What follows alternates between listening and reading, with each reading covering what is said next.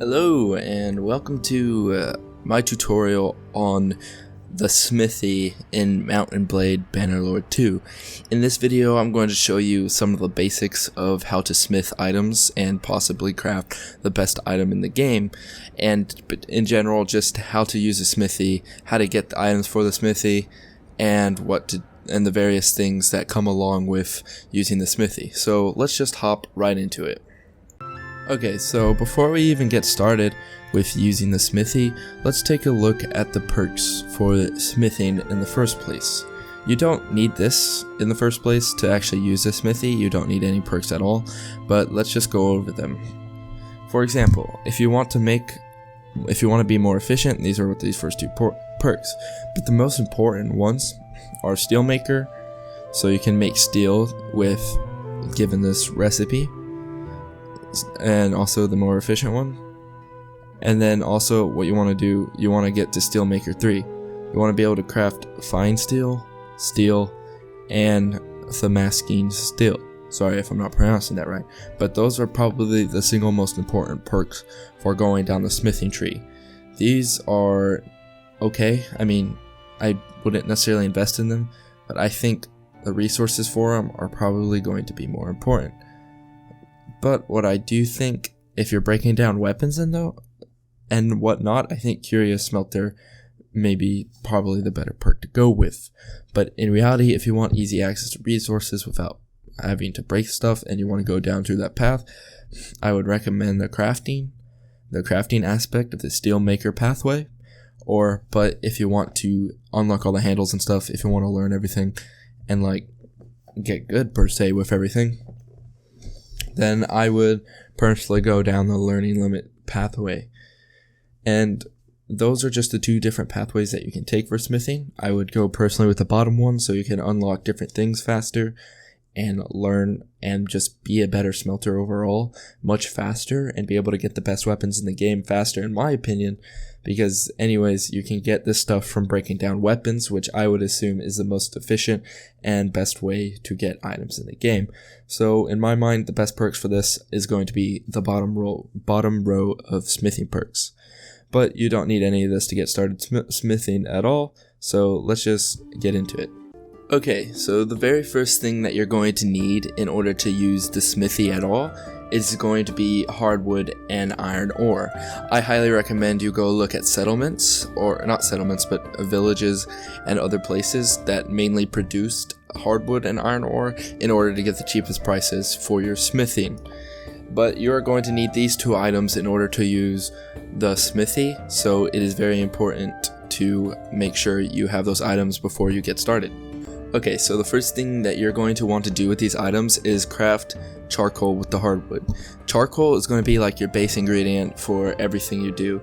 It is necessary for forging, it's necessary for smelting down items, which I'll get into later.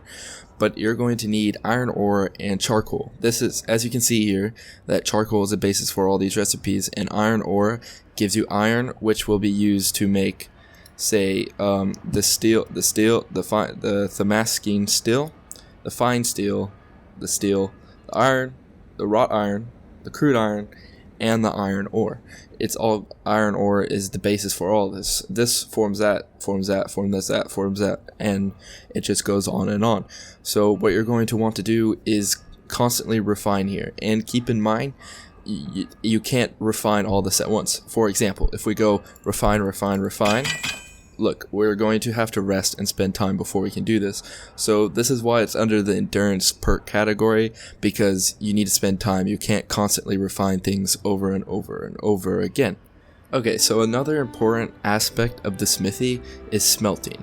This is where you can take all your useless junk items, such as these javelins, these sickles, the spears, the sledgehammers, all the stuff you get from bandit battles, and break it down into raw materials that you can further refine into other materials. As well, if we break down this, if we keep breaking down items, we get a bunch of raw materials. But what we also get is we get new parts. For example, this is how you unlock all these individual parts for new things, like the tier 5 stuff, which is really good. This is really good, and this is what you need to do. You need to smelt down these weapons And as well, you can also unlock the other stuff by once again doing smithing activities.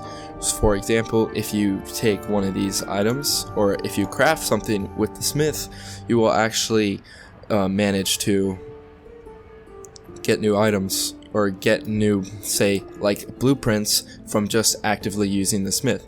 You can't get blueprints from refining items, but you can get blueprints from smelting and forging items, which is important to know.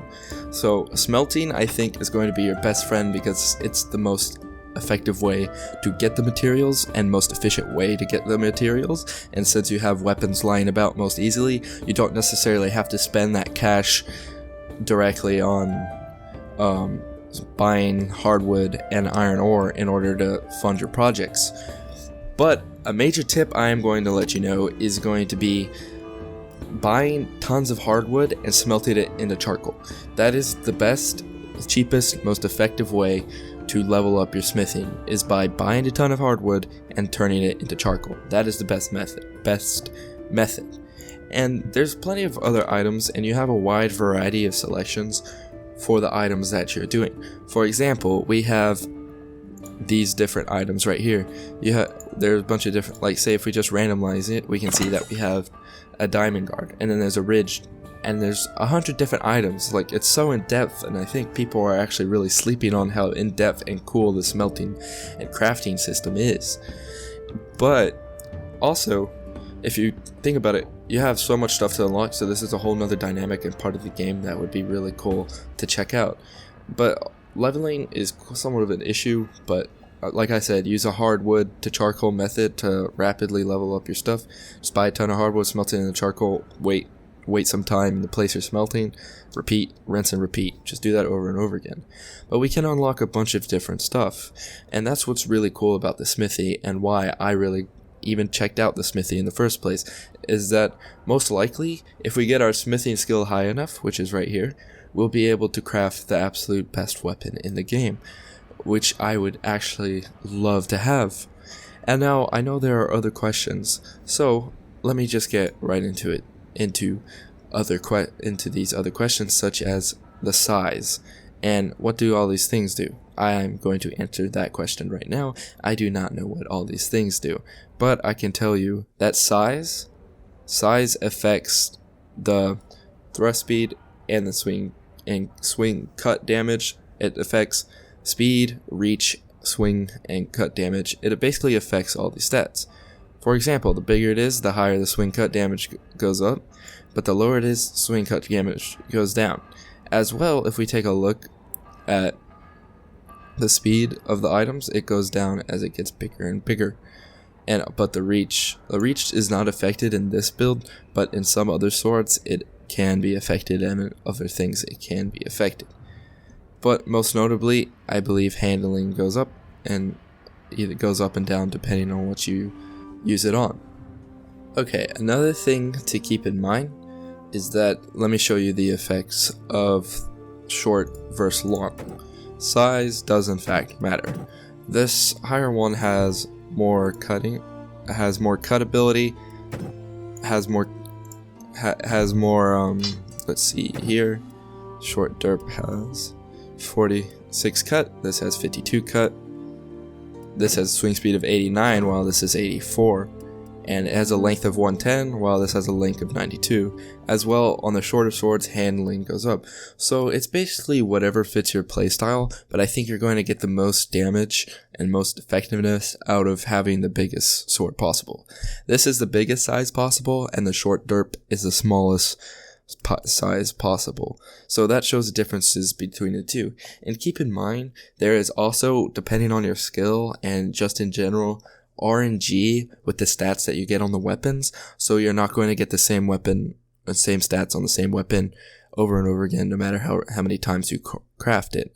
I mean, maybe you can, but I'm not entirely sure. And you can break this down once again in the smelt, but I really wouldn't. It's kind of a waste. But I do think that investing in the smithy and investing some time to actually get everything will lead you to get the best weapons in the game. And the smithy by far is going to be really important. Like, all the stuff I have now was just bought. I just bought stuff for probably way too cheap prices. But I got a lot of dinars for that, which I'll probably be making a tutorial on how to get. But besides that, I really do think that this is the best method. These are just some basics on the smithy and what I think is important to know about it, and I really do think that the smithy will give us the best weapons in the game if we really invest our time into it. And I'm really interested in this. Like, I think it is extremely cool how the smithy works and how it adds entirely new dynamic. Like, items aren't just items anymore, they're actually important things. And I really love how you can name the items when you craft them. You can make Excalibur if you really wanted to, or you could get the derp sword. Like, the derp sword is obviously going to be the best sword in the game when I make it, but I just have to get there.